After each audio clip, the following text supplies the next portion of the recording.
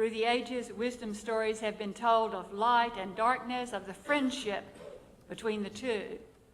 Icarus flies too close to the sun, and the wax on his wings melts, and he plummets down into the sea, perishing. Australian medicine men journeyed through underground caverns strewn with bright light. In Egypt, the sun was believed to travel through a dark subterranean territory when it set each day, and there recreated itself in a womb, emerging reborn at dawn. And so here we are on Easter Sunday retelling just such a story in our culture, a story of light, but also a story of darkness. Consider Jesus, the Jesus story. Jesus comes into the world not as a God, but as a man given over to God, but not a God. People kept insisting he was God because he could do these magic tricks, these miracles. He could help people rise up from their sick beds. He could get ordinary, selfish people to share their loaves and their fishes with others. But when he was accused, "So I hear you are the Son of God," he answered, "That's what you say." Jesus had a short ministry, just 3 years, and then it was time for the cross, Jesus' descent into the darkness. Consider the circumstances. The disciples, his closest friends and supporters, consistently misunderstood him and let him down. They're having dinner in Bethany in the house of Simon, a leper. This is just before Jesus had to go to the cross, just really before. So they're having dinner there, and this woman comes in with an alabaster box, the scripture says, of very precious ointment, and she pours it over Jesus' head. And how do the disciples respond? With indignation. "What a waste," they say, and they chastise the woman. This ointment could have been sold for so much money, and that money could have been given to the poor, they say. "Leave her alone," Jesus says. "Don't you understand? Pay attention to this moment. Be with me now. I won't always be with you." He has been trying to tell them that his time is near, but they don't want to hear it. They can't hear it. Then there is the Passover feast, or the Last Supper, his final meal with his tried and true 12. He's sitting down with them, and they begin to eat. And Jesus looks up and he says, "One of you is going to betray me." And because they know that Jesus speaks the truth, they all look around at one another wide-eyed, and they look at him, and each one in turn asks, "Lord, is it I? Lord, is it I?" And Judas asks, "Lord, is it I?" And not one to mince words, Jesus says, "You know who you are." Next is the Garden of Gethsemane. Jesus asks the disciples to go with him there to pray because he knows he will be taken soon. He says to them, "I am so sad. Stay with me. Won't you stay with me just for a while?" He doesn't want to face what is coming. He knows what the Romans do to their prisoners, how they beat them and then hang them on a cross for days and let them die slowly. They do that all the time to so many, lining the roads to Rome with crosses. He knows.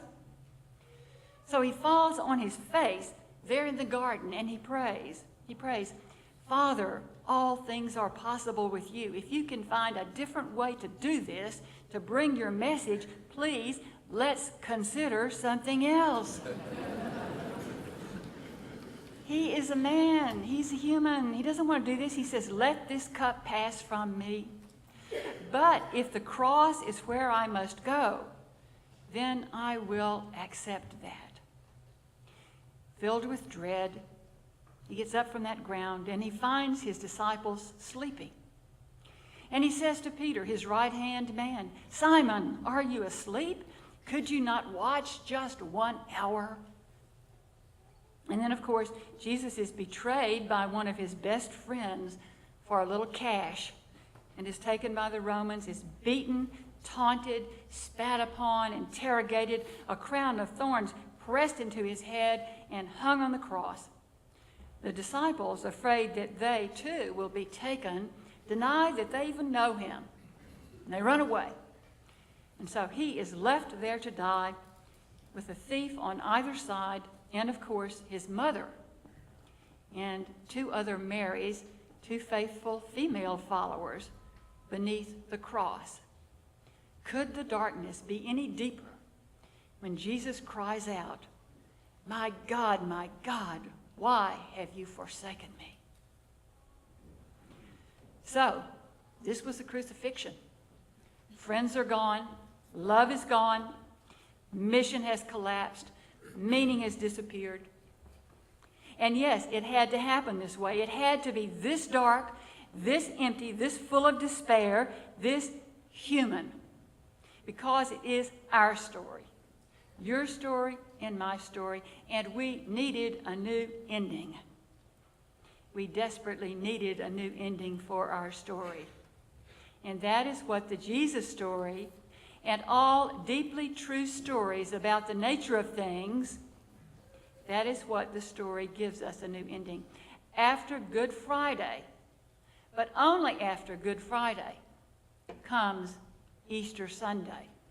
The earth turns, light returns. And this is how the scripture tells it in the Gospel of Matthew. In the end of the Sabbath, as it began to dawn toward the first day of the week, came Mary Magdalene and the other Mary to see the sepulchre. And behold, there was a great earthquake, for the angel of the Lord descended from heaven and came and rolled back the stone from the door and sat upon it. His countenance was like lightning, and his raiment white as snow. And the angel answered and said unto the women, "Fear not, for I know that you seek Jesus, which was crucified. He is not here, for he is risen. Up from the grave, up to new life." Now, don't mistake me. This is not a story about a dead man coming back to life. Jesus did not come back to earthly life. In fact, when he reappeared as a ghost of some kind or other to his disciples. This is not about a dead man coming back to life. This is about new life for us, for the disciples. The disciples were transformed. They were able to take up their own cross and to follow Jesus. And many of them suffered and died as martyrs as they brought the word of Jesus' radical love to the people. They were no longer controlled by their fear, and they spoke of a love so powerful that it transcends even death.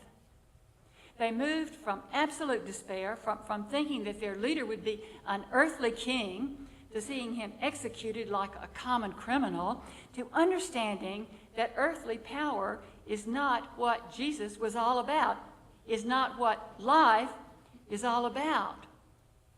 But you see, Jesus had to go to the cross to show them, to teach them this truth. Jesus had to die for their sins, not to take their place. No, I'm not talking about atonement.